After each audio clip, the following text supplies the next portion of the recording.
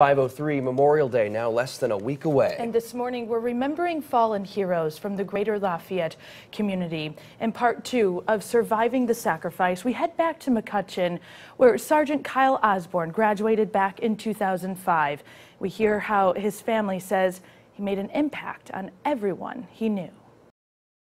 What kind of memories do you guys have when you guys come back here to McCutcheon? A lot of the memories are of the wrestling and when we sat in the bleachers and watched the kids wrestle. Precious memories of their son Kyle that Miriam and Craig Osborne now hold close to their heart. I cry because I miss him, but I cry because I'm just so proud of him for what he's doing, putting his hand up and throwing himself in the middle of the battle. After graduating McCutcheon in 2005, Osborne went on to play baseball at Minnesota State. But one day, his mom says he called her with a change of heart. It's a phone call she says she'll never forget. And said, "Mama, I got to do this, and I got to serve my country." And I said, "Oh, Kyle," and I probably cried right away. And then he said to me something that probably stopped it immediately, because we had been a part of a church that served this community in many, many different ways.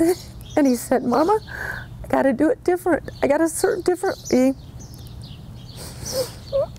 And I said, "Okay, I get it.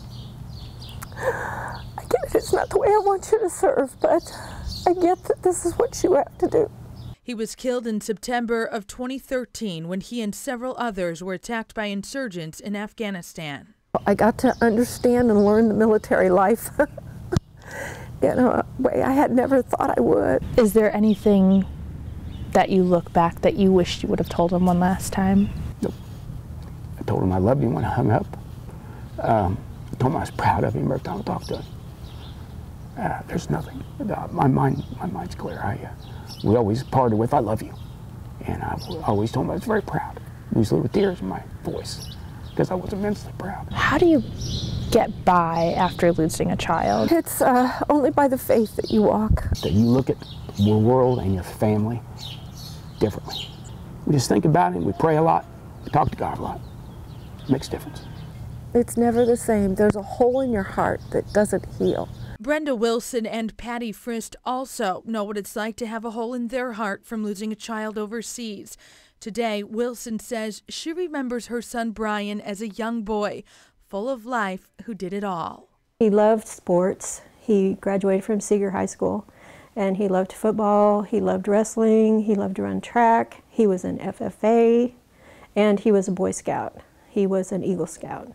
He joined the Marines in August of 2001 and headed to Iraq in September of 2004. He was killed not even 3 months after being deployed. I don't know why he was taken. We won't know.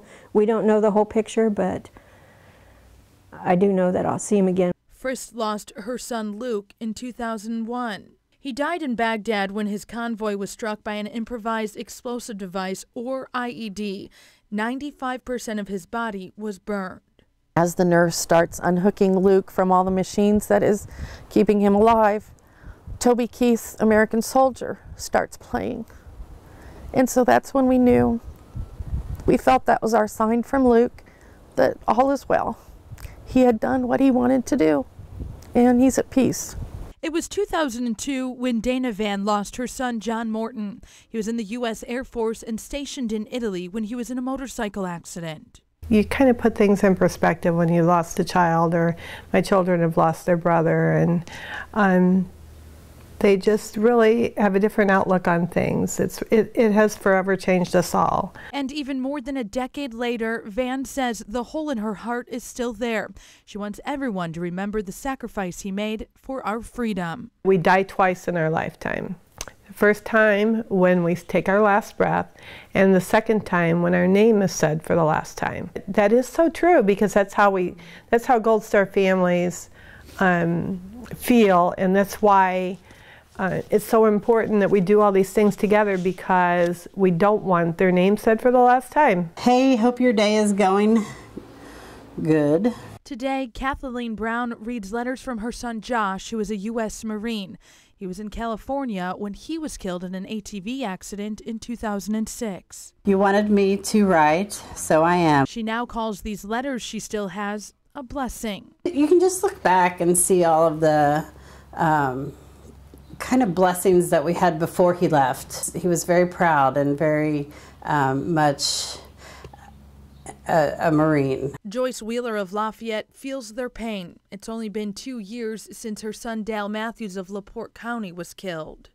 Mother's Day comes around, you always miss that phone call that you got. Now that those phone calls have stopped, today she turns to pictures like this. I see a young kid just starting out in life and taking the world by the horns. To remember her only child, whom she calls the love of her life. I loved hearing his voice, and not to hear him anymore is my biggest problem. Matthews was a tech sergeant in the U.S. Air Force. He was killed in 2014 during a military helicopter training exercise off the coast of England where he was stationed. He and 3 other Americans were killed instantly. The story made headlines around the world. As a husband and father myself, I cannot imagine how heartbroken you must feel now missing a piece of your family. Perhaps one of the hardest things for Wheeler, she says, is knowing he would have been home for good in just a few months if he hadn't been killed. He had 4 months and he was totally retired, had his 20 years in, and didn't make it. But now each of these parents taking one day at a time. It's step by step. Sometimes it's moment by moment. I did know that he died doing what he loved. I want to keep people remembering what he did, but I have to keep going on for my family. Now they're on their own mission, a mission to make sure their sons are never forgotten.